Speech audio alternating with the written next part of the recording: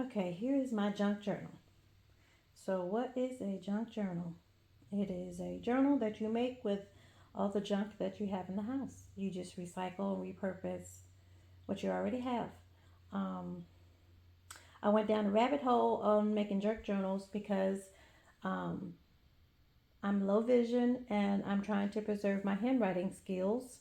And I was trying to figure out how to, you know, what I need to do to improve my handwriting. And so I thought I can continue to journal. And I got on YouTube and went down a rabbit hole of junk journaling. And I'm a crafty person, so I always like making stuff. And so this is my very first one. Um, I literally only bought masking tape, which is like $2 or something, and the 80-cent school glue. That's the only thing I need to purchase. Everything else I had in the house. So it's actually made with a paper bag. I used a large grocery size paper bag and cut the end off and opened it up and reinforced it with, cardstock paper, colored paper, or whatever I had. So here it is. I made paper beads and I had some old charms that I had um, sitting around collecting dust. So I added those to it. I had the rings and the hooks I already had in the house. This is actually a book that I just copied on colored paper, the cover, because I thought it was really cute, and it summed up really what I want to use this book for. Um, Recording, anything that I make that makes me feel good. So I use my laminated sheets to make book covers, or what they're called in the junk journaling is tags, and I use lavender leaves in it. This is just held with a paper clip here. Yep. Open up.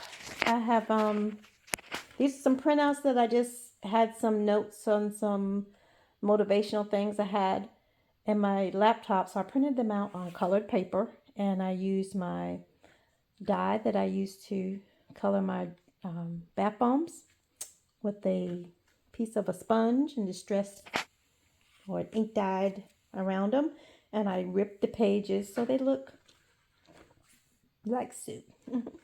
When I opened it up, I needed something here, so I laminated another lavender um, flower because I have lots of that. Okay, and then we go to the pages. The pages I tea dyed to give it that old look.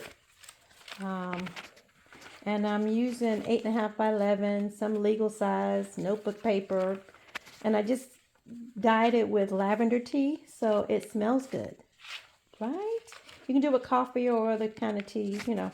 Here's another little bookmark.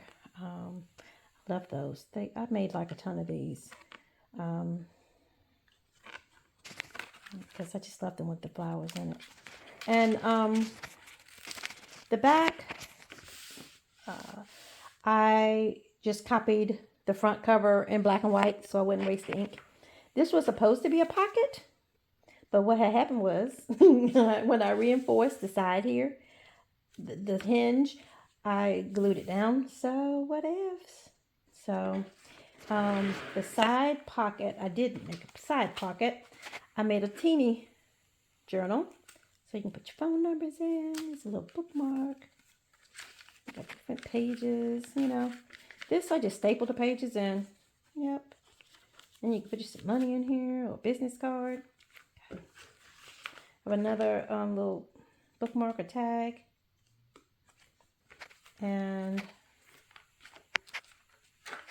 that is that. I think it came out really nice. I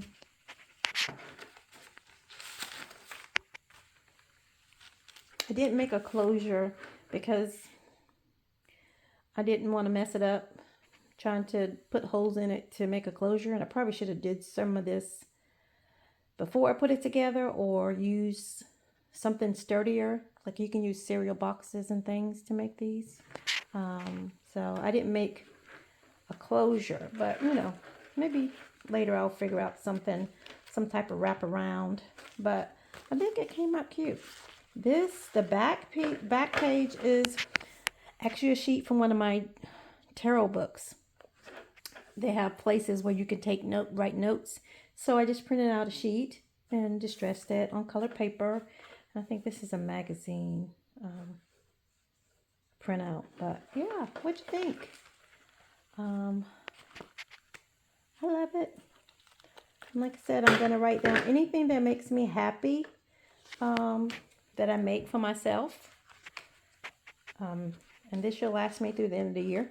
I'm working on another one already. Matter of fact, the other one was my first one, but I made it big, the cover, so I'll need bigger paper. And I don't want to buy anything. So if I come across it in a thrift store, clearance or something, maybe I'll get some scrapbook paper.